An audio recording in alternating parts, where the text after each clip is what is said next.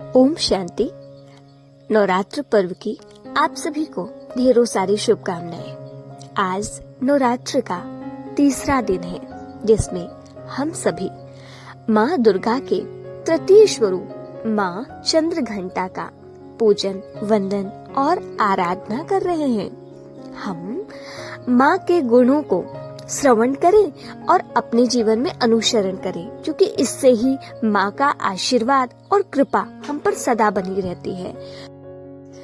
माँ का नाम आखिर चंद्रघंटा क्यों पड़ा? तो आपने जरूर देखा होगा, माँ के मस्तिष्क में अर्धचंद्र घंटे के आकार का दिखाया हुआ है। ये चंद्रमा माँ की शीतलमय शांत स्थिति का प्रतीक है और जो घंटे का आकार है वो माँ के दिव्य बुद्धि और ज्ञान का प्रतीक है। जो माँ की आराधना करता है उसके जीवन में भी शीतलता और ज्ञान युक्त बुद्धि अपने आप प्रवेश कर जाती है और उसका जीवन सफल हो जाता है।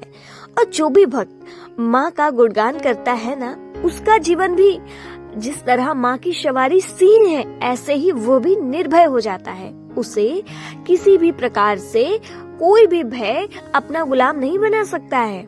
वह सदा श्रेष्ठ कर्म करता है क्योंकि उसके पास दिव्य बुद्धि होती है और सदा ही सफलता को प्राप्त करता है।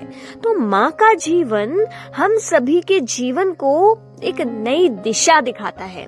तो माँ के इन गुणों का अनुसरण करके अपने जीवन को भी हम श्रेष्ठ, महान और दिव्य बनाएं। माँ के 10 भुजाएं जिनमें अलग अलग अलंकार, बाण, कृपाण, गदा, त्रिशूल, कलश, माला, पुष्प इत्यादि हम सभी को एक नई सीख देते हैं।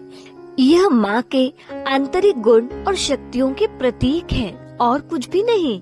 यह बाण, कृपाण, त्रिशूल ये उन्होंने ज्ञान के अस्त्र शस्त्र हैं जिन्हों के द्वारा असुरों का उन्होंने खात्मा किया, मीन्स विकारों का। अगली बात, हम सभी भी इन्हीं गुणों का अपने अंदर से आह्वान करें, क्योंकि ये कहीं बाहर नहीं है, ये सभी शक्तियाँ हमारे अंदर भी समाहित है।